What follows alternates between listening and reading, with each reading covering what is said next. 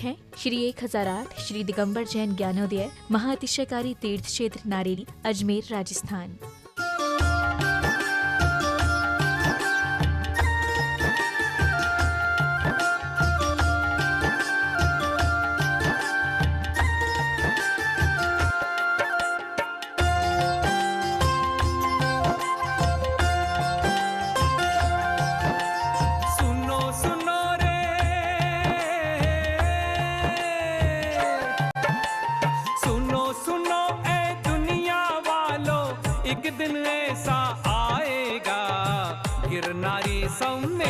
शिखर सा ज्ञानोदय बन जाएगा। गिरनारी समेत शिखर सा ज्ञानोदय बन जाएगा। मुनि सुव्रत भगवान की प्रतिमा, मुनि सुव्रत भगवान की प्रतिमा का दर्शन अति सुखकारी। जब से प्रभु विराजे तब से मेला लागे अति भारी। जब से प्रभु विराजे तब से मेला लागे अति भारी। सुनो सुनो रे शुभ संदेशा, एक दिन ऐसा आएगा। गिरनारी समेत शिखर सा ज्ञानोदय बन जाएगा। गिरनारी समेत शिखर सा ज्ञानोदय बन जाएगा।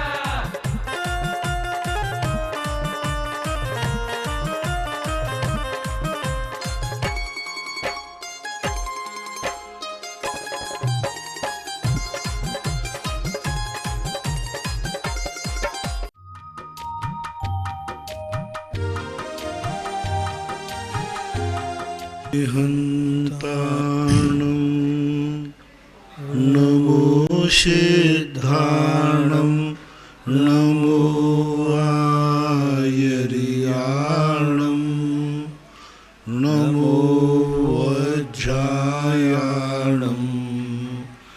नमो लोये सवसाहुणम्।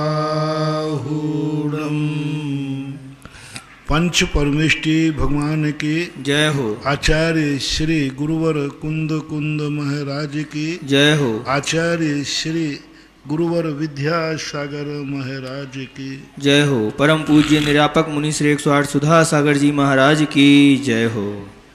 सिरोन से सर्वेश जैन तिलवाले की जिज्ञासा है, पूज्य गुरुवर के चरणों में त्रिवान नमोस्तु। महाराज जी, मेरी जिज्ञासा है कि हमने अभी तक पाठशाला में 7 ही नरक पढ़े थे, पर आपने एक दिन प्रवचन में एक और नरक बताया, धर्म का नरक और कर्म का नरक। तो महाराज जी ये क्या होता है और कृपया समाधान। नरक पढ़े थे, 7 नरक पढ़े थे, आपने प्रवचन बोला ना, कर्म का नरक भी और धर्म का नरक भी।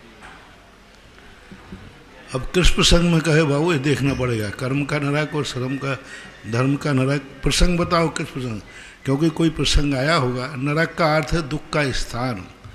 तो ये मानना चाहिए कि धर्म के कारण भी व्यक्ति दुख उठाता है और एक कर्म के कारण भी दुख उठाता है। कर्म जब अशुभ कर्म के उदय आते हैं तब उसको दुख उठाना पड़ता है। एक व्यक्ति धर्म के कारण दुख उठाता है, शेरनी खा रही है, घानी में पेल रहे हैं। नरकों में क्या होता है? यही तो होता है वहाँ पर कि लोग उसको तेल की घानी में पेल देते हैं, आग लगा देते हैं, अग्नि में जला देते हैं, गरम गरम आदि कढ़ाई डाल देते हैं। तो ऐसा ही धर्म के कारण से कई बार दुख उठाना पड़ते। लेकिन धर्म के नरक में व्यक्ति कष्ट तो देखने में आ रहा है। जो नरकों में कष्ट हैं वे ही कष्ट मुनि धर्मात्मा बन के सहन करता है। तो कर्म का नरक तो नरकों में है और धर्म के जो कष्ट हैं फिर भी ये नरक दुखदायी नहीं है, उनके लिए मोक्ष का कारण बन जाता है। ऐसी संभवतः प्रवचन की व्याख्या रही होगी, कोई अभिप्राय वहाँ रहा होगा। नसीराबाद से अभिषेक जैन एडवोकेट, इनकी जिज्ञासा है, पूज्य गुरुदेव के चरणों में त्रिवार नमोस्तु। महाराज श्री, मेरा और संपूर्ण जगत के प्राणियों की ओर से सादर नमोस्तु। हे गुरुदेव, जिस प्रकार महाभक्तांबर स्तोत्र के अधिकांश श्लोकों से यह स्पष्ट है कि भयंकर क्रोध से ग्रस्त हाथी, शेर, सर्प आदि भी वीतरागी जिनेन्द्र प्रभु भगवान के दर्शन मात्र से ही संयम धारण कर शांत हो जाते हैं। अतः मेरा मानना है कि यदि पूरे विश्व में जो भी व्यक्ति अपने घर के बाहर जिनेन्द्र प्रभु की वीतरागी प्रतिमा तस्वीर फोटो को विराजमान कर ले तो निश्चय ही ये कोरोना नामक ये जीव उस प्रतिमा तस्वीर को देखते से ही पाकर शांत हो जाएगा और घर में प्रवेश नहीं करेगा। क्या मेरा मानना ठीक है? कृपया समाधान करें। पहली बात तो भगवान की मूर्ति की स्थापना घरों में नहीं की जा सकती। रही बात फोटो की है, तो फोटो की सारी दुनिया मानने वाली नहीं है, बहुमत से ही काम होता है। सारी दुनिया जिस दिन मान ले उस दिन तो पता नहीं क्या से क्या चमत्कार हो जाए। सारी दुनिया श्रद्धा से यदि तस्वीर को लगा ले, श्रद्धा से यदि सारी दुनिया नमोकार मंत्र पढ़ ले तो पता नहीं क्या से क्या हो जाए। लेकिन अपन मालूम है कि श्रद्धा से बहुमत में मिलने वाला नहीं है। 7 अरब की जनता में 1 लाख लोग ही मुश्किल से कर पाएंगे। तो ये श्रद्धा और आस्था का विषय है। तस्वीर अकेली लटका देने से काम नहीं चलेगा, और काम मान भी ले तो सभी लोग लटकाने वाले नहीं हैं, क्योंकि आजकल लोगों ने हर अच्छी चीज़ को एक संप्रदाय का पाजामा पहना दिया है। हर अच्छी चीज़ें तो वो संप्रदाय का, लोग इसी में हल्ला करेंगे, ये तो जैनी अपना जैन धर्म का प्रचार कर रहे हैं, विद्रोह चालू हो जाएगा, फोटो का अभिनय चालू हो जाएगा। अच्छा भी कहोगे तो भी वो उसका अर्थ बुरा ही लेंगे। लोग यही समझेंगे कि इस आड़ में जैन धर्म की प्रभावना, जैन धर्म का नाम, सब धर्मों की उपेक्षा की जा रही है। एक नई आलोचना और चालू हो जाएगी। तो ऐसी स्थिति में लेकर बहुत सारी बातें ऐसी हैं जो अंदर आस्था से उत्पन्न होगी तभी वो संभव है, किसी पर थोपी नहीं जा सकते। आकांक्षा जनन की जिज्ञासा है, पूज्य महाराज श्री के चरणों में नमोस्तु। महाराज जी, मेरी जिज्ञासा है कि हम शाम को जिज्ञासा समाधान का समय रहता है, उसी समय हमारे रसोई का काम भी रहता है, तो क्या हम रसोई में बनाते बनाते आपका जिज्ञासा समाधान? मुझे आप अपनी समस्याओं में मुझे शेयर मत करो, ना मैं हाँ कहूँगा ना कहूँगा। आपकी समस्या है, आप अपने ढंग से ही उसको डील कीजिए। परिस्थितियाँ हैं, आप बस इतना ही कहूँगा, नहीं करने की अपेक्षा कुछ अच्छा तो हो ही रहा है। घनसौर से सुनीता जैन इनकी जिज्ञासा है, परम पूज्य मुनि श्री के चरणों में त्रिवार नमोस्तु।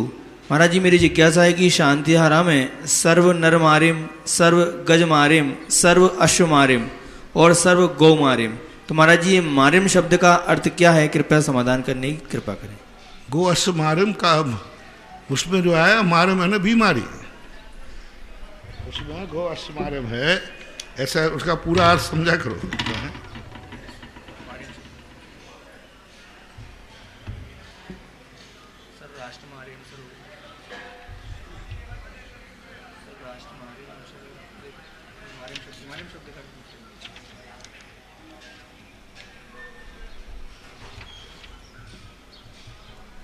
कहाँ पे आए मारिम शब्द है? सर्व गजाघोष में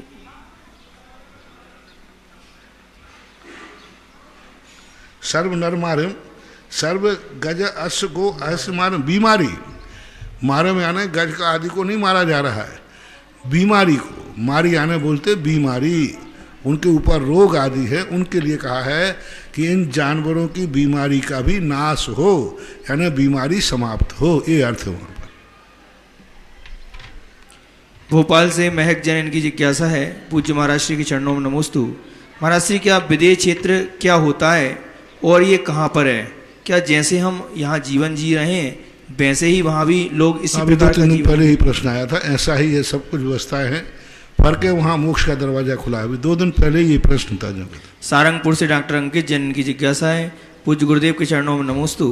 महाराज श्री, कर्म और नौकर्म दोनों मूलतः पुद्गल जन्य ही हैं, तो उनमें विशेष अंतर क्या है? इसके चिंतन से क्या लाभ होगा? कृपया समाधान करने की कृपा। नौकर्म जो है अपने बाह्य रूप में प्रवृत्त होता है और कर्म आत्मा के साथ संयोग बना करके, नौकर्म में पुद्गल अपनी अनुसार फल देता है और कर्म में जीव के अनुसार फल देता है।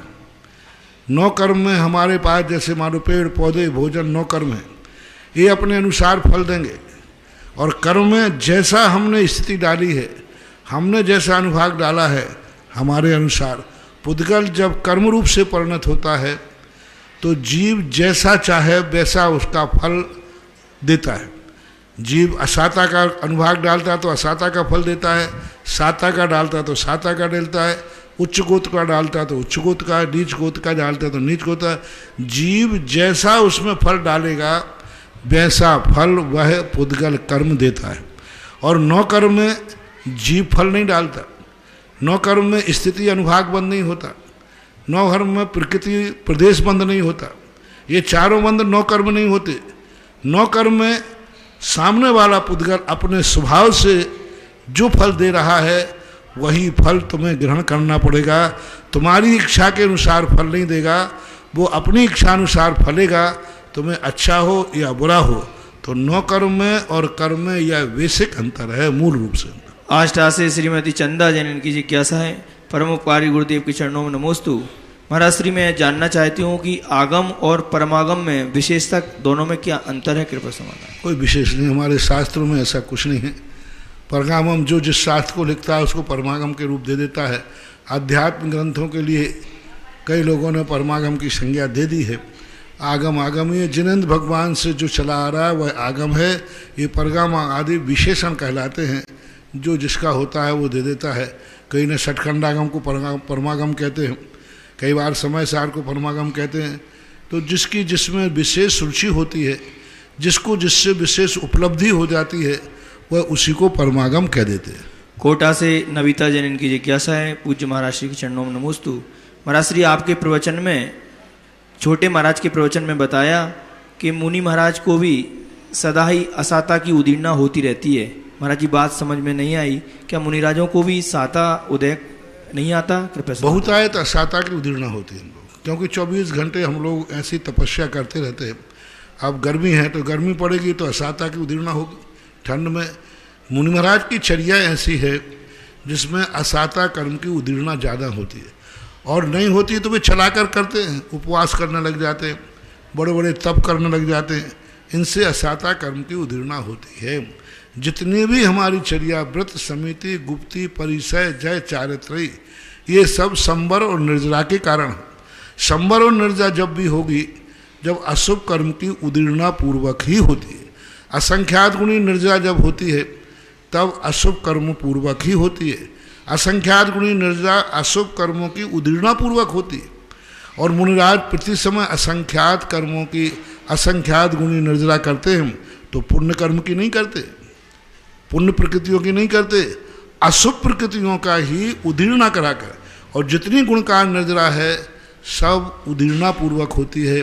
यानी साधु 24 घंटे अशुभ कर्म की उदीर्णा स्वयं रुचिपूर्वक, इच्छापूर्वक करता है।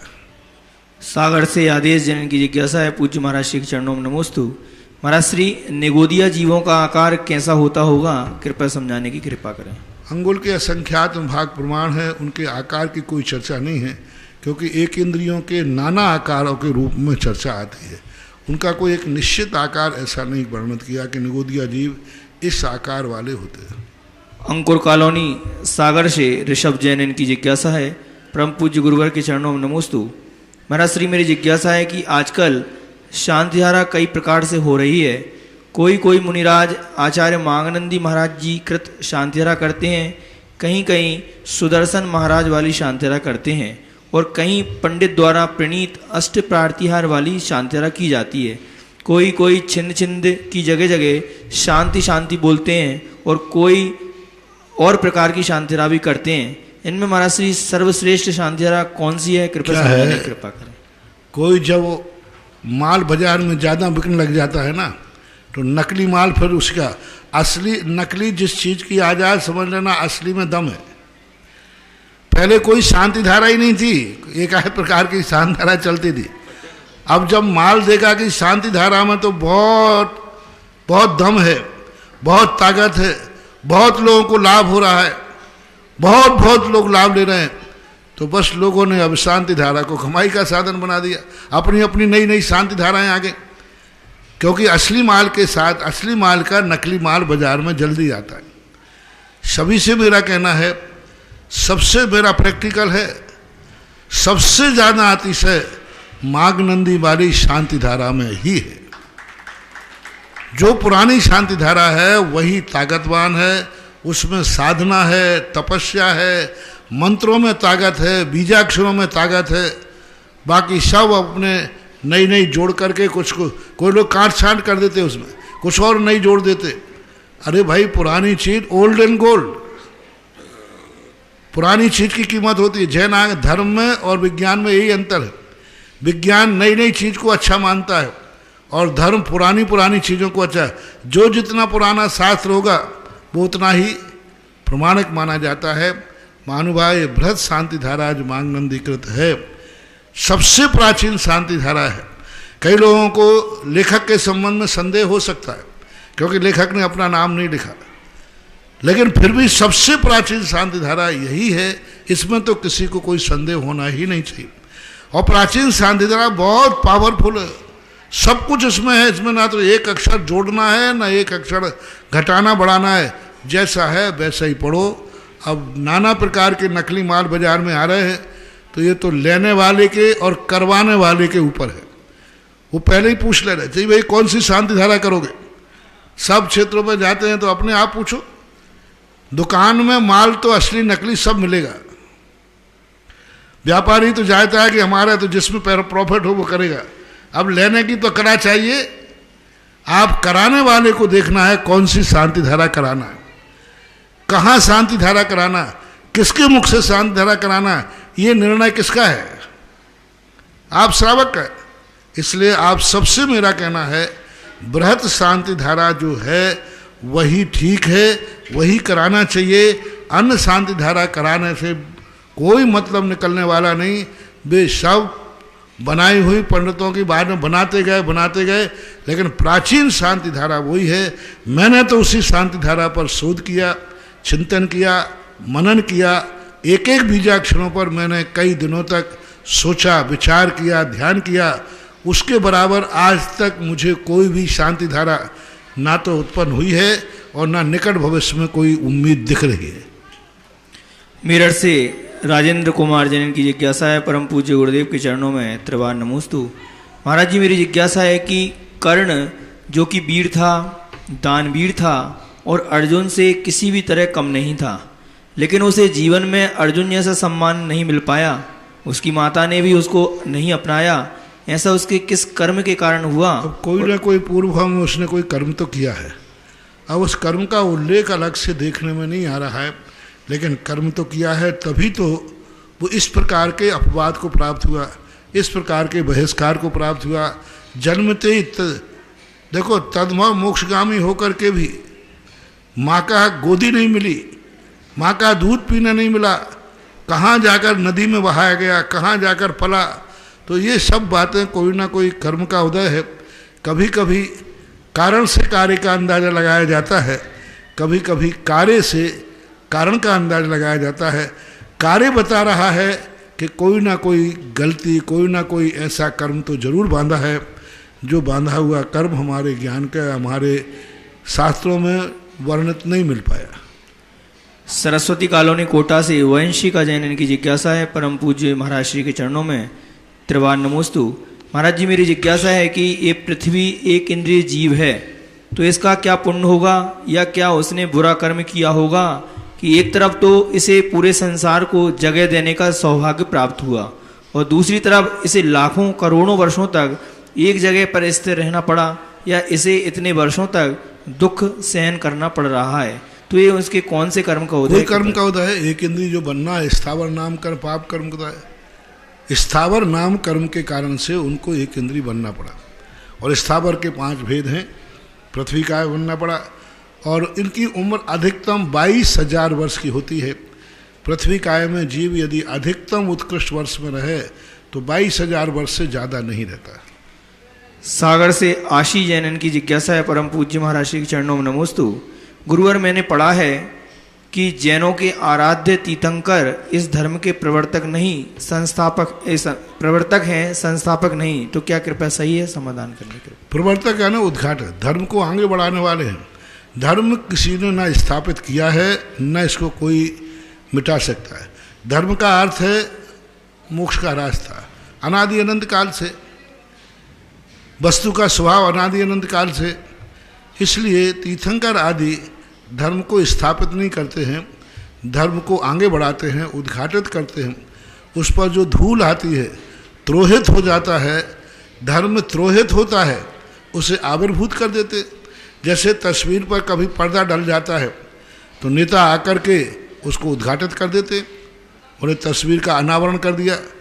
तो तीर्थंकर लोग धर्म के ऊपर आई धूल को, पर्दे को अनावरणित करते हैं, ना कि वो मुख्य अतिथि के रूप में उस चित्र को बनाते हैं। ऐसा गंज वासुदा से अदिति जैन की जिज्ञासा है। परम पूज्य महाराज श्री के चरणों में नमोस्तु।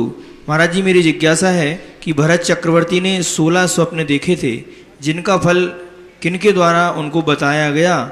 और महाराज श्री, स्वप्न में उन्होंने 2 तरुण बैल भी देखे, तो वे 2 तरुण बैल देखने का तात्पर्य क्या है? कृपया समाधान करें।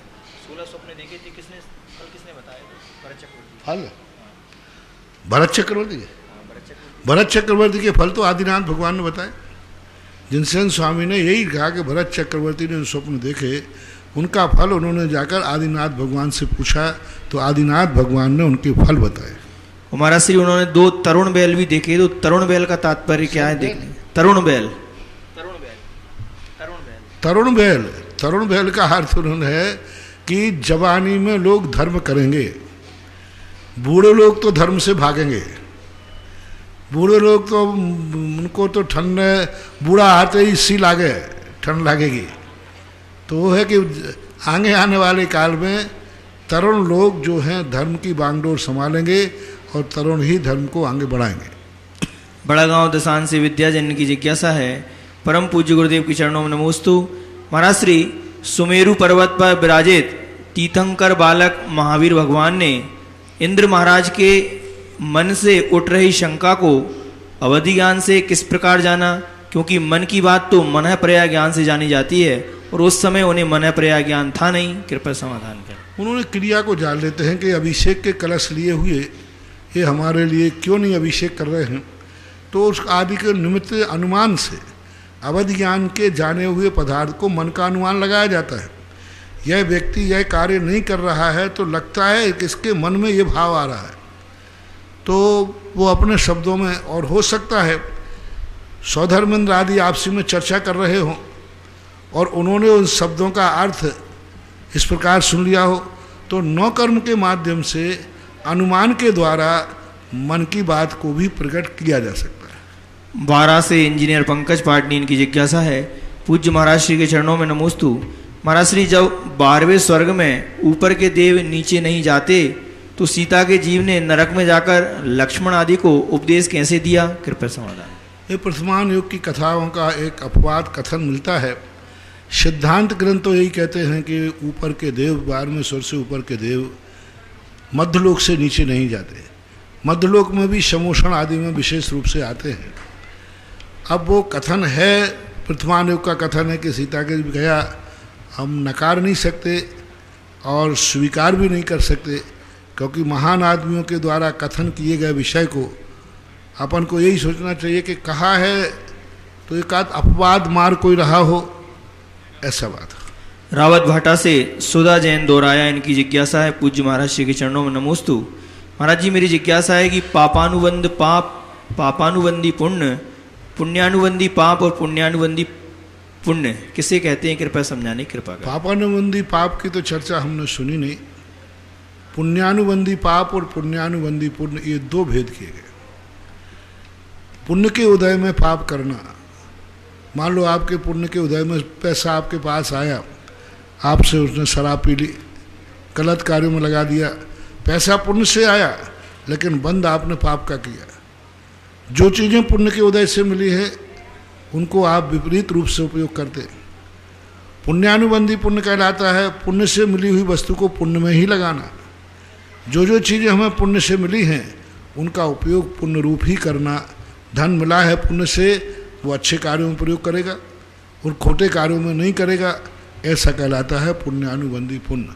और पापानुबंधी पाप और पापानुबंधी पुण्य, ऐसा भेद हमें शास्त्रों में कहीं देखने में नहीं आया।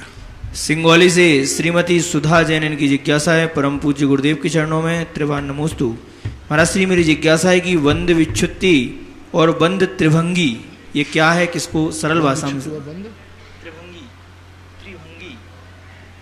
बंद त्रिभंगी, बंद विच्छुत्ति तो अर्थ होता है कि जो कर्म सभी कर्म सभी जीवों को नहीं बनते, सभी कर्म सभी योनियों में नहीं बनते, सभी कर्म सभी गतियों में नहीं बनते, सभी कर्म सभी गुणस्थानों में नहीं बनते। नरकों में कुछ अलग बंद करते हैं, देवों में अलग बंद होता है, मनुष्यों में अलग बंद होता है, गुणस्थान में पहले गुणस्थान में अलग है। तो इस प्रकार का जो जहाँ नहीं बनता है विशेष रूप से गुणस्थानों के क्रम में, जैसे मिथ्यात्व गुणस्थान से ऊपर जैसे उठेगा तो वह 16 प्रकृतियों का बंध विच्छुत्ति करता है। जैसे वो दूसरे से ऊपर जाएगा तो 25 प्रकृतियों की बंध विच्छुत्ति करता है। सम्यक दर्शन प्राप्त करेगा, जैसे वो प्रायोग लब्धि में जाएगा तो वहाँ भी कुछ प्रक्रिया जो बंद हो रही थी वो रुक जाती है, तो ये बंध विच्छुत्ति कहलाता है। बंध त्रिभंगी का अर्थ तो यही हो सकता है शायद कि स्थिति जो सत्ता उदय आदि, त्रिभंगी एक शब्द दिया गया तो बंध के 3 भंग बनते हैं, एक निधत्त निकाचित मान लो और एक सामान्य मान लो। ये कोड शब्द है, आगे पीछे का विषय बताओ तो बता दूंगा कि त्रिभंगी शब्द किस रूप में लिया। रामगंज मंडी से मतलब जो त्रिभंगी बंद शब्द आया है वो कौन से साथ में किस प्रसंग में आया है वह भी विचारणीय है, क्योंकि ये त्रिभंगी चतुर्भंगी आदि ये भंग अनेक अनेक प्रकार से बनाए गए। बंद के भंग हजारों प्रकार से बनाए, 3 प्रकार के मैं कैसे बताऊँ, हजारों प्रकार के बंद के भंग हैं। उदय उदीर्णा की अपेक्षा, स्थिति बंद की अपेक्षा, आबादा की अपेक्षा और कितने प्रकार के बंद। तो इस प्रकार से वहाँ प्रसंग आप दीजिए किस प्रसंग में यह शब्द आया है। जयपुर से नेमीचंद छाबड़ा, इनकी जिज्ञासा है पूज्य महाराज श्री के चरणों में त्रिवार नमोस्तु। महाराज जी, मेरी जिज्ञासा है कि शुद्धोपयोग को धारण करने वाले मुनिराजों के कितनी गुप्तियाँ होती हैं, गुप्तियों का अर्थ क्या है, और वर्तमान में शुद्धोपयोग को धारण करने वाले महामुनिराज कहाँ विराजमान हैं, कृपया समाधान करने की कृपा करें। शुभोपयोग गुप्तियों के 2 रूप कहे गए, शराब गुप्ती और वीतराग गुप्ती। पूज्यवर ब्रह्मदेव सूर्य द्रव्य संग्रहकार है। तो शुभोपयोग के साथ पाप से निवृत्ति होना ही गुप्ती है, आरंभ परिग्रह से निवृत्त होना ही गुप्ती है, एक गुप्ती है। और दूसरी गुप्ती है निर्विकल्प। शुद्धोपयोग की कोई किसी भी टाइटल किसी भी मुनिराज को कोई नहीं दे पाया आज तक। तुम पूछ रहे हो शुद्धोपयोगी मुनिराज कहाँ है, चौथे काल में ही नहीं मिल पाया।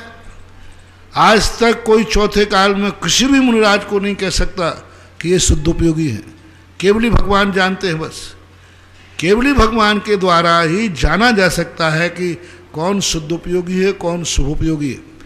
चौथे काल के अंदर भी आज तक किसी प्रथमान योग में नहीं लिखा कि फलाने महाराज शुद्धोपयोगी थे, फलाने महाराज शुभोपयोगी थे, ऐसा कोई भी उल्लेख आगम में। इतने प्रथमान योग की कथाएं, कुचित कजाद जो वर्णन है केवल ही भगवान के प्रसंग में जाया। पूछा इस समय महाराज किसमें ध्यान में बैठे हैं, तो उन्होंने कहा इस समय भगवान महाराज फलाने गुण स्थान में हैं, शुद्धोपयोग कहो श्रेणी कहो। सिद्धांत भाषा में उसे श्रेणी बोलते हैं, अध्यात्म भाषा में शुद्धोपयोग बोलते हैं। पहली बात तो शुद्धोपयोग ये अध्यात्म भाषा का शब्द है, आगम या सिद्धांत में शुद्धोपयोग नाम की कोई चीज़ नहीं। यहाँ 2 ही उपयोग होते हैं, शुभोपयोग और अशुभोपयोग। शुद्धोपयोग तो एक अध्यात्म भाषा में आया, तो ऐसा टाइटल किसी भी मुनि को कोई देता है तो मिथ्या है, झूठ बोल रहा है। और कोई अपने आप को शुद्धोपयोगी कहता है तो महान पाखंडी है। कोई अपने आप को कहता है मुझे तो आत्मा का अनुभव हो रहा है, मुझे तो शुद्धोपयोग हो रहा है, ऐसी दशा अपने मुंह से बोलता है, नियम से समझना मिथ्या दृष्टि है। स्वयं शुद्धोपयोग घोषित किया नहीं जा सकता और दूसरे लोग शुद्धोपयोग को पकड़ नहीं सकते। 11वें गुणस्थान में आने वाले मुनिराज की दशा बताई। उनसे पूछा महाराज अभी कहाँ थे आप, वो कहें बस इतना ही है, मुझे बाहर तो नहीं था, कहाँ था मुझे पता नहीं। तो शुद्धोपयोग मति ज्ञान शुद्ध ज्ञान का विषय नहीं है। शुद्ध ज्ञान के द्वारा धारणा नहीं बनाई जा सकती। अनुभूत कुछ वस्तुएं ऐसी हैं जो अनुभव में तो आती हैं लेकिन उनको स्मृति या धारणा का रूप नहीं दिया जा सकता। कई आचार्यों ने शुद्धोपयोग और आत्मानुभूति को गूंगे का गुड़ कहा। पंडित साहब बनारसी दास ने ये शब्द कहा, गूंगे का गुड़। शुद्धोपयोग में कैसी अनुभूति होती है, तो गूंगा ने गुड़ खाया, उससे पूछो कि भाई गुड़ कैसा है, कौन है वो? गूंगा है। तो वो यूं कहे तुम खा के देख लो। बस इसका इतना ही अर्थ है, गुण जो सदुपयोग है वो गूंगे के गुण के समान है। आप खुद खा के देख लीजिए। आप सदुपयोगी ढूंढने की अपेक्षा खुद मुनि बन करके सदुपयोगी बन जाइए, यही आपको उपदेश है। ढाबी से नीलम जैन इनकी जिज्ञासा है। परम पूज्य महाराज श्री के चरणों में त्रिवार नमोस्तु। महाराज जी, मेरी जिज्ञासा है कि पद्म पुराण जी में आया है कि पूज्य श्री देशभूषण जी, कुलभूषण जी, मुनिराज जी जो पूर्व पर्याय में उदित और मुदित थे तथा उदित द्वारा क्रोधवश मारा वसुभूति मिलेक्ष पर्याय को प्राप्त हुआ। तो महाराज जी, ये मिलेक्ष पर्याय क्या होती है? मिलेक्ष पर्याय, तो मिलेक्ष खंड को ही मिलेक्ष पर्याय बोलते हैं क्या? मिलेक्ष पर्याय ने मिलेक्षी को प्राप्त किया। मिलेक्ष कई प्रकार के, मिलेक्ष क्षेत्र की मिलेक्षा, जाति की मिलेक्षा, गुण की परीक्षा। अब वहाँ पूरा विषय देख लिए। मिलेक्ष पर्याय को यानी मिलेक्षी हुआ, यानी दुष्कुलों में जन्म लिया। परम पूज्य आचार्य गुरुदेव श्री विद्यासागर जी महाराज के आज्ञानुवर्ती शिष्य निर्यापक श्रवण मुनि पुंगव श्री सुधासागर जी महाराज के मुखारविंद से होने वाली जिज्ञासा समाधान में अपने घरों पर टीवी के समक्ष विराजित देश विदेश में जिन्होंने जिनवाणी चैनल, सुधा कलश चैनल के माध्यम से ऑनलाइन जिज्ञासा भेजी है, देख रहे हैं, सुन रहे हैं, उन सभी भक्तगणों की ओर से गुरुवार के चरणों में त्रिवार नमोस्तु नमोस्तु नमोस्तु। इस क्षेत्र पर चलने वाली बहुत सारी योजनाओं में सहस्कूट जिनालय के बारे में आपको पता है। ऐसा अलौकिक सहस्कूट जिनालय 10 मंजिल का बनेगा, जिसमें प्रत्येक मंजिल में 4 विशाल प्रतिमाएं होंगी जिनकी 7 कलश के माध्यम से राशि होगी, और 11वें मंजिल पर एक बहुत विशाल प्रतिमा है, 4 बड़ी बड़ी प्रतिमाएं होंगी जिनकी राशि 35 कलश के माध्यम से। और देश विदेश में आपने बहुत सारे नंदीश्वर जिनालय देखे होंगे। एक डोम के नीचे सारे जिनालय रहते हैं, लेकिन खुले आसमान में और आसमान के तल में हम ये ऐसे अलौकिक दृश्य को परम पूज्य महाराज श्री ने कल्पना की है। लगभग बहुत विशाल एरिया में जहां पर पानी भी भरा होगा, नौकाओं भी चलेंगी, ये सारी व्यवस्था में ढोलक के आकार पर बहुत विशाल मंदिर होगा। मंदिर आपकी तरफ से होगा, ढोलक आपकी तरफ से होगी, शिखर आपकी तरफ से होगी, बेदी आपकी तरफ से होगी, और प्रतिमा भी विशाल आपके परिवार के द्वारा होगी।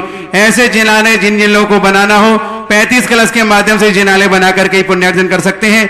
ये सारी योजनाएं, और एक गगन बिहारी का, जैसा कि आपको बिजौलिया में देखने का सौभाग्य मिला था, ऐसे ही गगन बिहारी का एक बहुत बड़ा अलौकिक दृश्य यहाँ पर बनेगा, जिसमें हम 500 कलश के माध्यम से इस जिनालय को बना सकते हैं। ऐसे अलौकिक नजारे देखने के लिए, पुण्यार्जन करने के लिए हम अपनी भावनाओं को प्रस्तुत करेंगे और क्षेत्र कमेटी की ओर अपनी स्वीकृति प्रदान करेंगे। परम पूज्य महाराज के चरणों में हम निवेदन करते हुए जिज्ञासा समाधान की ओर चलेंगे। रिकॉर्डिंग के माध्यम से ऑनलाइन जिज्ञासा।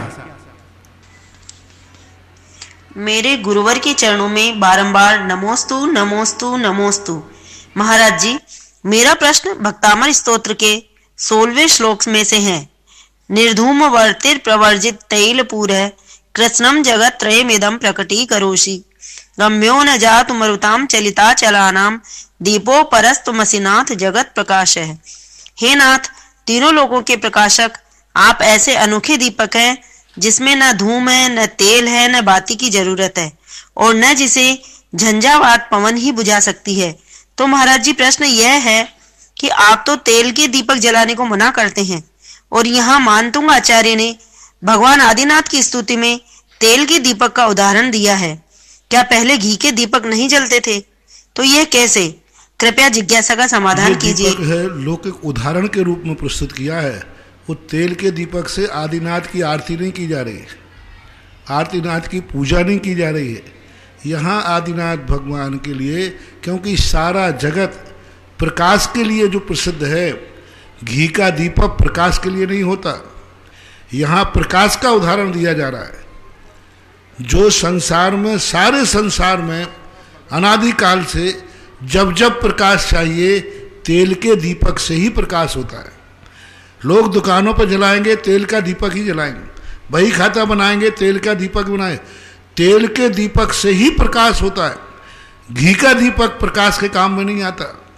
यदि वहाँ घी का दीपक दे देते तो वह घी का दीपक, आज तक बताओ दुनिया में कौन व्यक्ति, अपने घरों में पहले लाइट नहीं थी, पुराने लोगों से पूछो, किसी के घर में 24 घंटे प्रकाश के लिए घी का दीपक जलता था क्या?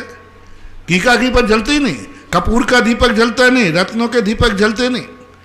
प्रकाश के लिए वहाँ पर प्रकाश बताना है कि हे भगवान, आप ऐसे प्रकाशमान दीपक हैं तो सारे संसार में प्रकाश के लिए जो दीपक जलते हैं वे तेल के ही जलते आए, अनादिकाल से जलते आए।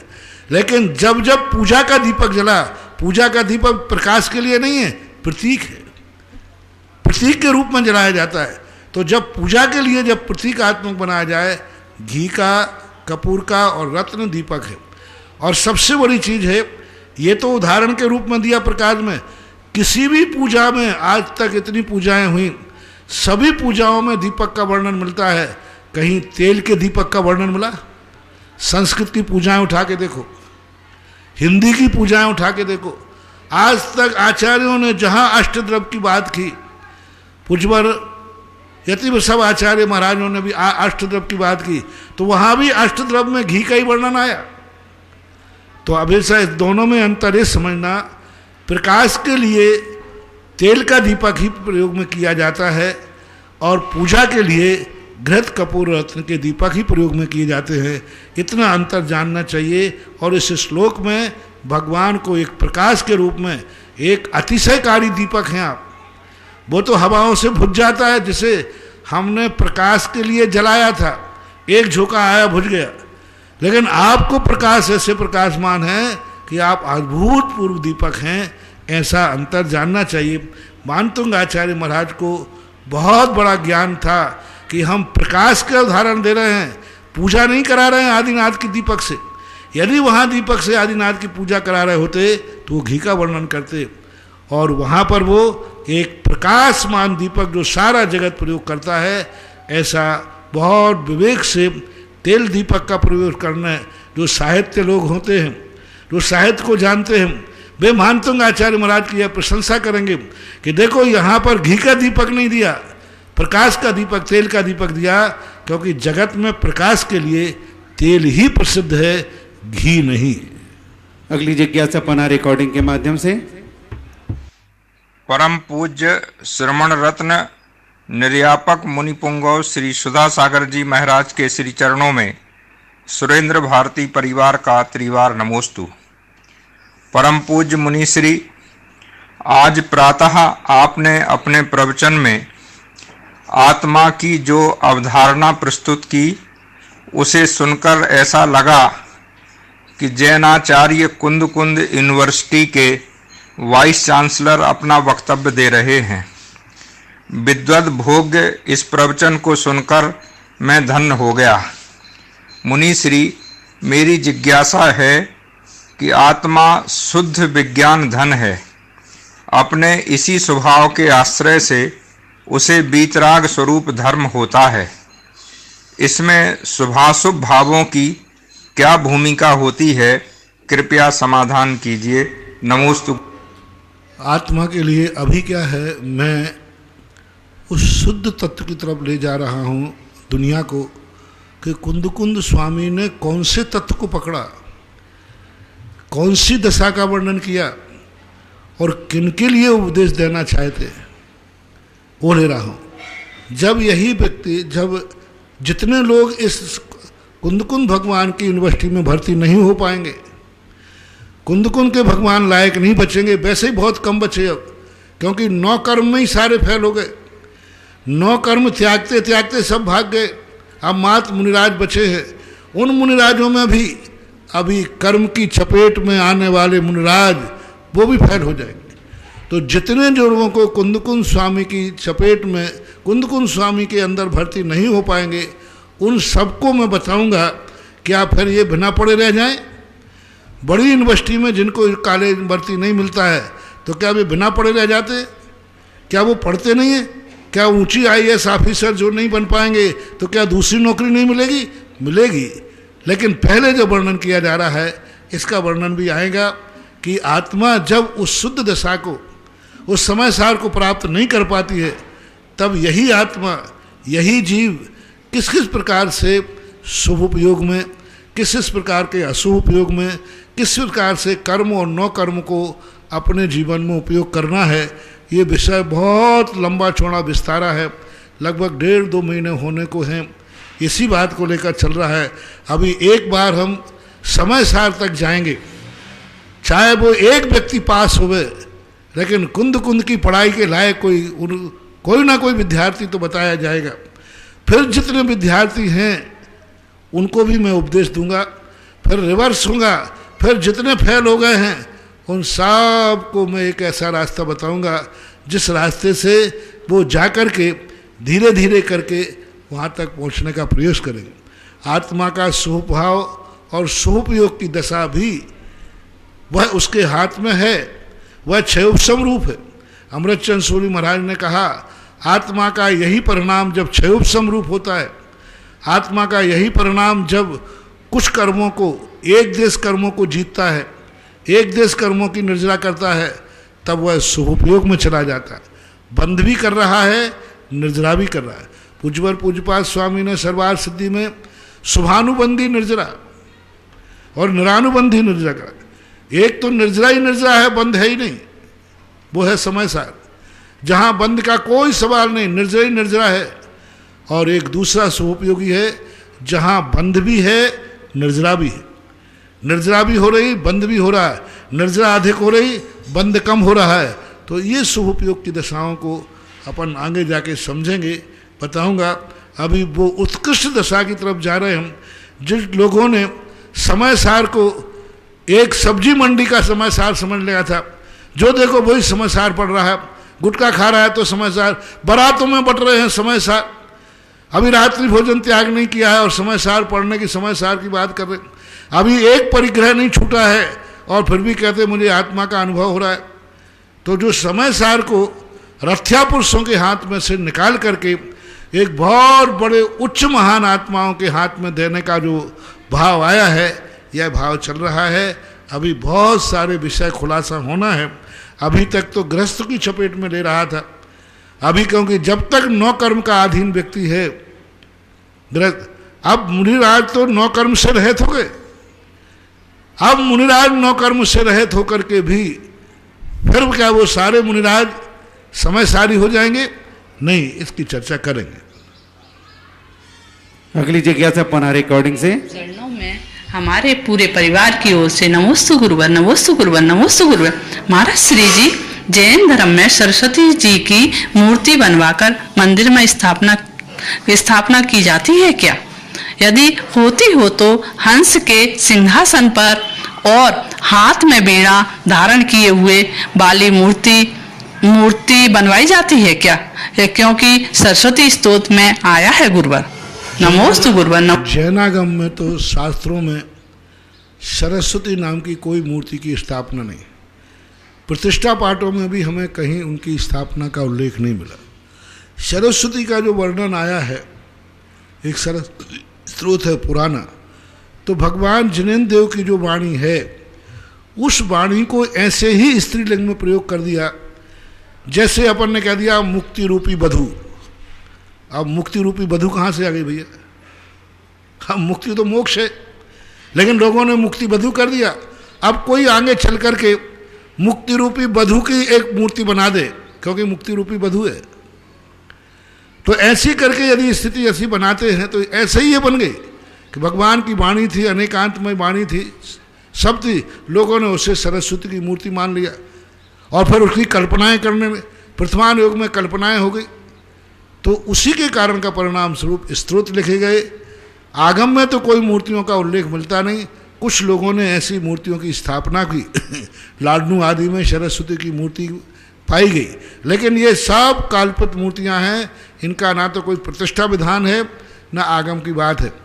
जयचंद छावड़ा ने समय सार के ऊपर आत्मख्याति टीका की हिंदी टीका में जब वो कलसा का अनुवाद कर रहे, आत्मख्याति टीका में जो कलसा है, तो दूसरे नंबर का जो कलसा है, पहला तो है मंगलाचरण नमा समय सारा है स्वानुभूतिया चकासते, दूसरा जो है अनंत धर्मा तत्वम, ऐसा कर रहा है। तो उसके वर्णन में हिंदी करते हुए उन्होंने लिखा कि देखो यहाँ पर अनेकांतमयी मूर्ति, दूसरे कलसा के अंदर आया कि अनंत धर्मात्मक जो तत्व है पंसंति प्रत्यगात्मनः, यानी आत्मा उसको देखती है विपरीत भावों से विपरीत। अनंत धर्मात्मक जो तत्व है, नीचे की लाइन में लिखा अनेकांतमयी मूर्ति। तो अनेकांतमयी मूर्ति सदा प्रकाशमान हो, तो लोगों ने यहाँ मूर्ति शब्द से सरस्वती की मूर्ति ले लिया और मूर्ति बनाने लगे। तो जयचंद छावड़ा ने उसका खंडन किया कि यहाँ मूर्ति का अर्थ सरस्वती की मूर्ति नहीं लेना, मूर्ति का अर्थ है चैतन्य स्वरूप मूर्ति, यानी इससे युक्त है, इसमय है। तो ऐसे जो कल्पना के शब्द होते हैं, शब्दों के आधार पर कई लोग ऐसी गणना कर देते हैं, तो ये ठीक नहीं है, उचित नहीं है। और ऐसी यदि परंपरा चलती है तो जैनागम बाह्य है। अगली जिज्ञासा पुनः रिकॉर्डिंग के माध्यम से। मेरे अनंत उपकारी गुरुवर के चरणों में कोटिशः नमन।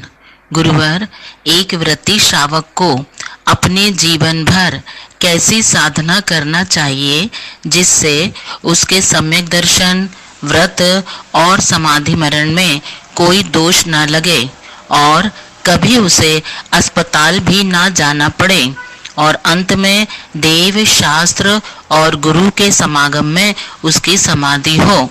इसके लिए उसे कौन कौन सी सावधानियां रखनी चाहिए? नमोस्तु। जैन श्रावक के लिए हमारे यहाँ अनेक प्रकार के श्रावक हुए। जैन श्रावक के लिए जैनाचार्य ने सबसे पहले उनको कहा कि वह अष्टमूल गुण का धारी हो, सप्त विष्णु का त्यागी हो और षड आवश्यक का पालन करने वाला हो। मस्ट एंड मस्ट, ये 3 चीज़ें सबसे पहले। षड आवश्यक का जो पालन करता है, सबसे बड़ी तैयारी तो वो है कि 6 आवश्यक प्रतिदिन पालना है। षट कर्माणि दिने दिने, ये 6 आवश्यक दिन। उसके बाद यदि वो सही बात के अस्पताल आदि ना जाना पड़े, ये तो आपकी दृढ़ता के ऊपर आधारित है, ये तो विवेक के ऊपर आधारित है, ये तो बीमारी के ऊपर आधारित है। समंत्रभद्र जैसे महाराज ने दीक्षा लेने के बाद उनको बीमारी दूर करने के लिए मुनिपद छोड़ना पड़ा और मुनिपद उनके गुरु ने छुड़ाया। हमारे संघ में भी कई लोगों को ऐसी बीमारी आ गई छोटी अवस्था में, आचार्य महाराज ने उनको समाधि न दे करके उनकी मुनि अवस्था का छेद करके और उनको जीवित रहने का आशीर्वाद दिया। तो ये सब चीज़ें तो तात्कालिक कर्म की परिस्थितियाँ आती हैं, इसको कोई चुनौती नहीं दे सकता है।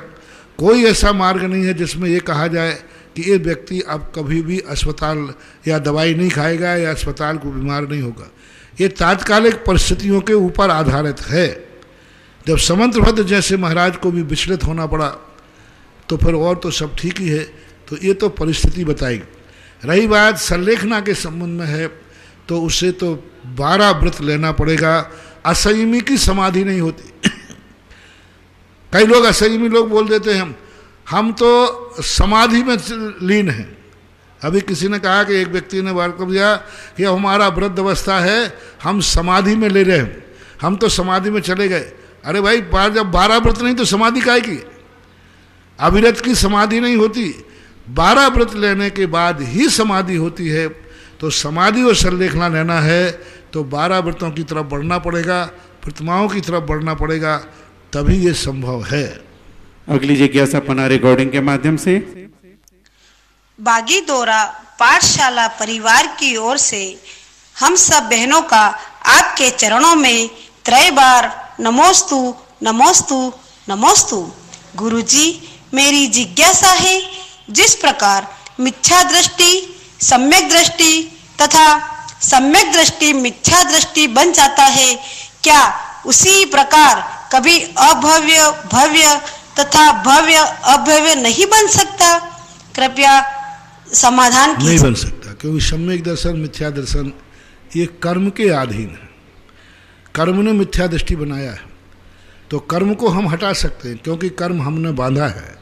अभी 2 दिन से प्रातःकाल के प्रश्न में कहा कर्म हमने बांधा है, और हमने बांधा है तो हम हटा सकते हैं। तो कर्म के अधीन होता तो हट सकता था, लेकिन भव्यत्व और अभव्यत्व कर्म के अधीन नहीं है, पारणामिक भाव है। पारणामिक भाव का अर्थ है ऐसी ही योग्यता है, भव्य कभी अभव्य नहीं, अभव्य कभी भव्य नहीं बन सकता। अगली जिज्ञासा पुनः रिकॉर्डिंग के माध्यम से। नमोस्तु महर्षि, आपके चरणों में। महर्षि, छोटे छोटे बच्चों को जो स्कूल में पढ़ते हैं उनको समय सार जी की क्लास के लिए तैयार किया जाता है, प्रवचन के लिए, और वे अपनी बात को प्रारंभ करते हैं स्वभाव, पुरुषार्थ, काललब्धि, भवितव्यता, निमित्त, 5 समवाय के माध्यम से। मेरी जिज्ञासा ये है महर्षि कि आगम में क्या ये 5 समवाय के बारे में कुछ कहा गया है, और यदि नहीं दोबारा रिपीट कर। समवाय के ऊपर 5 शब्द हैं। हाँ, तो 5 समवाय के संबंध में है। 5 समवाय जो हैं वो अलग रूप में आए। जैनाचार्यों ने समवाय संबंध के लिए तादात्म्य संबंध दिया। पूज्यवर कुंद महाराज ने पंचास्तिकाय में समवाय संबंध के लिए तादात्म्य संबंध कहा। गुण गुणी के संबंध को समवाय संबंध बोलते हैं। अब जो 5 समवाय आते हैं वो अन्य मतों से आते हैं। क्षिति जल पावक गगन शरीरा 5 तत्व मिल अधम शरीरा, तो वहाँ पर समवाय शब्द का प्रयोग किया जाता है। जैनाचार्यों ने प्रकीर्ण रूप में, भेद रूप में 5 समवाय जो माने हैं वो ऐसा मान से द्रव्य, क्षेत्र, काल, भव और भाव, ये 5 बराबर समवाय समरूप से जहाँ विद्यमान हैं, सब समान रूप से, काल की अपेक्षा, क्षेत्र की अपेक्षा, तो ये 5 समवाय जहाँ बराबर मिल जाते हैं वहाँ कार्य की सिद्धि होती है। द्रव्य, क्षेत्र, काल, भव और भाव, ये सब मिलने पर ही कार्य की सिद्धि होती है। तो भेद की अपेक्षा जैन दर्शन में लेना है तो द्रव्य, क्षेत्र, काल, भव, भाव लीजिए। और वैसे समवाय शब्द का प्रयोग जैन कुंद भगवान ने तादात्म्य संबंध के रूप में प्रयोग किया है। अगली जिज्ञासा पना रिकॉर्डिंग के माध्यम से। मेरे परिवार के आराध्य गुरु को बारंबार नमोस्तु। महाराज जी, मेरी शंका तत्वार सूत्र के प्रथम अध्याय से है। चिंता और अभिनिबोध में क्या अंतर होता है? ये सब नाम के उनके मति ज्ञान के पर्यायवाची शब्दों में हैं। इनको अलग अलग करके भी अपन व्याख्या करें, लेकिन उमा स्वामी महाराज ने एक ही रूप में कहा, मति, स्मृति, संज्ञा, चिंता, अभिनिबोध, इत्यनर्थांतरम। इत्यनर्थांतरम यानी ये एक ही अर्थ को बताने वाले हैं, पर्यायवाची शब्द हैं। अगली जिज्ञासा अपना रिकॉर्डिंग के माध्यम से। नमोस्तु गुरुदेव, मैं ब्यावर से अनीता राव का कल्याण मंदिर स्तोत्र की 12वीं गाथा के भावार्थ में पंडित जी ने ये बताया कि बड़े से बड़े शत्रुओं को अगर हराना है तो उसके सामने थोड़ा ठीक करें, मैं स्पष्ट सुनाई नहीं दे रहा। यानी क्षमा से शत्रु। हाँ, फिर से बोलो उसको। नमोस्तु गुरुदेव, मैं ब्यावर से अनीता राव का कल्याण मंदिर स्तोत्र की 12वीं गाथा के भावार्थ में पंडित जी ने ये बताया कि बड़े से बड़े शत्रुओं को अगर हराना है तो उसके सामने मुस्कुरा दो, यानी क्षमा से शत्रुओं को जीता जा सकता है। गुरुदेव, मेरी ये जिज्ञासा है कि वर्तमान में दुनिया का सबसे बड़ा शत्रु महामारी रूपी कोरोना है। इसको किस प्रकार से जीता जा सकता है? मेरी जिज्ञासा का समाधान करने की कृपा करावें। हमारे सभी समाधानों का योग है प्रकृति प्रदत्त है। ये जानने वाला समझने वाला नहीं है कि तुमने क्षमा किया कि नहीं क्षमा। हमारे यहाँ क्षमता ही क्षमा है, सहन करना ही क्षमा है। एक इंद्रिय आदियों के द्वारा, प्रकृति के द्वारा जब कोई प्रकोप होता है तो उसका क्षमा का अर्थ है हमारी सहनशीलता। सहन करना ही हमारा, और तुम क्या कर पाओगे, उससे क्या करोगे? किसी बच्चे का एक खम्भे से सिर फूट गया, अब बच्चा कहता है कि साहब इसको हम कैसे क्षमा करें, तो उसके सामने हाथ थोड़ी जोड़ना, बस उसने सिर फोड़ दिया। तुम समता में रहो, और समता में रह करके ही जीतना क्षमा भाव है। अगली जिज्ञासा पना रिकॉर्डिंग के माध्यम से। महाराज जी नमोस्तु। महाराज जी, जिज्ञासा है कि जो गोमटसार जीव कांड में निविचंद सिद्धांत चक्रवर्ती महाराज ने जब ज्ञान मार्गणा का प्ररूपण पढ़ रहे हैं, उसमें 442 नंबर की गाथा में उन्होंने ऐसा दिया हुआ है कि जो अवधि ज्ञान होता है अंग से अथवा शरीर में होने वाली शंख आदि शुभ चिन्हों से उत्पन्न होता है। तो क्या ये शुभ चिन्ह अपने हाथ में, जो अपने हाथ की पोरों में जो शंख और पर्वत रूप के होते हैं, ये वाले शंख आदि शुभ चिन्ह हैं, या फिर कोई और अपने जैसे तीर्थंकरों के शरीर में 1008 शुभ लक्षण होते हैं, उन शुभ लक्षणों का यहाँ प्रकरण है? ये चिन्ह से क्या तात्पर्य लें, और ये चिन्ह शरीर में कहाँ और किस रूप में होते हैं? कृपया समाधान। सभी आचार्यों ने प्राय इसका वर्णन किया। पूज्यवर अकलंक स्वामी ने, पूज्यवर वीरसेन स्वामी महाराज ने। चिन्हों का अर्थ अकेले शंख आदि नहीं, रेखाओं से बने हुए चिन्ह थे। तिलमस्सा भी आएगा उसमें, अकेले शंख ही नहीं लेना। आकार से बने हुए, आकृति से मतलब है शंख की आकृति बनी है, चक्र की आरती बनी है। हाथ का चक्र भी हो सकता है, हाथ में भी चिन्ह हो सकते हैं। नाभि से ऊपर जितने चिन्ह होते हैं उससे स्वावधि ज्ञान प्रकट होता है। उसमें तिल भी है, मस्सा भी है, लहसुन भी है। तो ये जो भगवान के शरीर में बने रहते, वैसे अपने शरीर में भी कई चिन्ह बने रहते। जिनको अवधि ज्ञान रहता है उनके तो कई चिन्ह प्रकट हो जाते। ये चिन्ह जन्म से ही हो ऐसा नियम नहीं, बाद में भी प्रकट हो जाते। उंगलियों के चिन्ह तो आजन्म बराबर रहते हैं, लेकिन कुछ चिन्ह ऐसे होते हैं जो शरीर में उम्र पा करके प्रकट होते हैं। जैसे मस्सा है, जन्म से नहीं था, बाद में हो गया। तिल था, तिल नहीं था, बाद में हो गया। तो इन तिल से भी निकल सकता है। कोई भी शुभ चिन्ह होना चाहिए।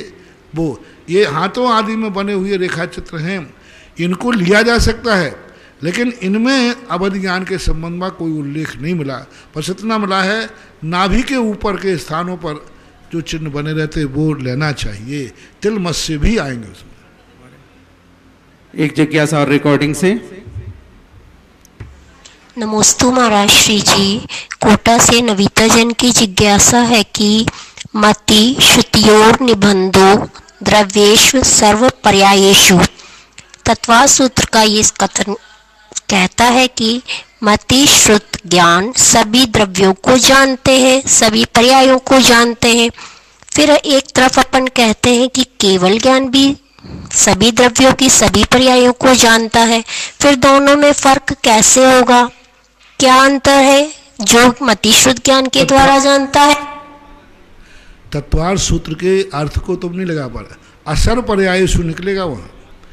सभी द्रव्यों की असर पर्यायों को, मति शुद्ध ज्ञान सर पर्यायों को नहीं जानता, असर पर्यायों को जानता है। यानी सभी द्रव्यों को जानेगा किसी न किसी रूप में, लेकिन संपूर्ण पर्यायों को नहीं जानेगा। जैसे अरूपी द्रव्यों के संबंध में जानेगा तो वो शुद्ध ज्ञान के माध्यम से जानेगा, फिर भी शुद्ध ज्ञान की सीमा है, पूर्ण नहीं जान पाएगा। इसलिए उस सूत्र को पढ़े। मति शुद्ध ज्ञान में शर पर्यायों को नहीं जानता, असर पर्यायों को जानता है, ऐसा लेना चाहिए। यानी वो पूर्ण जानता ही नहीं है। सौरभ पकड़ा और आगे तैयार रहेंगे सीमा काला महुआ।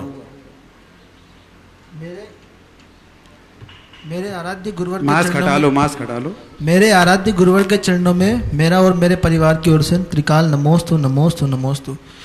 गुरुवर, हमारा ऐसा कौन सा पुण्य का उदय है जो हम 15 दिन पूर्व ही यहाँ पर चौका लगाकर वापस घर गए थे और हमारा ऐसा वापस पुण्य का भाव हुआ और हम वापस आज आपके समक्ष चौका लगा रहे हैं और समाधान कीजिए। पुण्य का उदय नहीं है, तुम्हारे पुरुषार्थ का उपाय है। पुरुषार्थ को जब व्यक्ति को अपने जीवन में कुछ पुण्य का अर्जन करना पड़ता है, पापों का क्षय करना पड़ता है, वह व्यक्ति धर्म की तरफ बढ़ता है। जब व्यक्ति को ये फीलिंग हो जाती है कि हमारे जीवन में हमारे पापों का क्षय कैसे हो, पुण्य की वृद्धि कैसे हो, तब इन शुभ कार्यों की तरफ व्यक्ति प्रवृत्त होता है। सीमा काला महुआ, इसके बाद राशि जैन छाबड़ा। नमोस्तु गुरुवर, नमोस्तु गुरुवर। मेरी जिज्ञासा है कि ये जो ऊपरी बाधाएं क्या होती है? क्या ये एक डिप्रेशन वाली बीमारी है या ऊपरी बाधाएं क्या होती है? डिप्रेशन वाली या ऊपरी बाधा? ऊपरी बाधा कुछ भी नहीं होती, सब अंदर की बाधाएं हैं, ऊपरी कुछ नहीं। ये सब बेकार की पाखंड की बातें हैं। ऊपरी कोई बाधा नहीं है। ऊपर वाले कोई फुर्सत में नहीं बैठे हैं तुम्हें बाधा देंगे। वे अपने सुखों में मस्त रहते हैं, उनको कहाँ ये पड़ी रहती है। ये सब फितूरियाँ हैं, मन के भ्रम हैं, अधूरी महत्वाकांक्षाएं जिनकी होती हैं, जो अपनी इच्छाओं को पूरी नहीं कर पाते हैं, वो डिप्रेशन में चले जाते हैं। डिप्रेशन ही बाधा है। 99% डिप्रेशन की बाधा होती है। डिप्रेशन दूर हो जाए, बाधाएं दूर हो जाएंगी। राशि छाबड़ा जयपुर। मेरे आराध्य गुरुवर के चरणों में मेरा त्रिबार नमोस्तु। महाराज श्री, मेरा प्रश्न ये है कि खड्गासन और पद्मासन मूर्तियों के अतिशय में कोई अंतर होता है क्या? अंतर तो ऐसा कोई विशेष तो नहीं होता, क्योंकि दोनों में अरहंत भगवान होते हैं, अरहंत भगवान की स्थापना होती है। लेकिन हाँ, विशेष रूप से वर्तमान में मूर्तियाँ दोनों प्रकार की अतिशयकारी देखने में आती है। सोनागर के चंद्रपुर भगवान का अतिशय खड्गासन मूर्ति है, और भी कई स्थानों पर है। तो ऐसा कुछ नहीं, समोषण में पद्मासन मूर्ति विराजमान की जाती है, पद्मासन मूर्ति होती है। इस समय इन दोनों को ही उपयुक्त मानना चाहिए, किसी को कम बेसी कहना उचित नहीं होगा। इस प्रकार से जिज्ञासा समाधान संपन्न हुआ। आज नवदा भक्ति पूर्वक पड़गान करके निरंतरायार कराने का बगड़ा परिवार सिंह वालों को सौभाग्य। इस कार्यक्रम के पुण्यार्चक थे श्री 1008 श्री दिगंबर जैन ज्ञानोदय महाअतिशयकारी तीर्थ क्षेत्र नारेली, अजमेर, राजस्थान।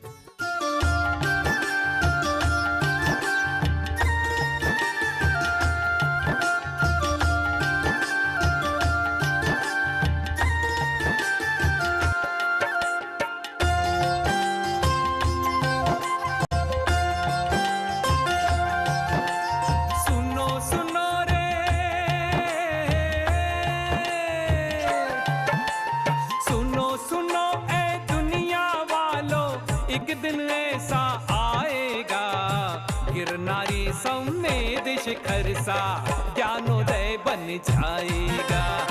गिरनारी समेत शिखर सा ज्ञानोदय बन जाएगा। मुनि सुब्रत भगवान की प्रतिमा, मुनि सुब्रत भगवान की प्रतिमा का दर्शन अति सुखकारी। जब से प्रभु विराजे तब से मेला लागे अति भारी। जब से प्रभु विराजे तब से मेला लागे अति भारी। सुनो सुनो रे शुभ संदेशा, एक दिन ऐसा आएगा। गिरनारी समेत शिखर सा ज्ञानोदय बन जाएगा। गिरनारी समेत शिखर सा ज्ञानोदय बन जाएगा।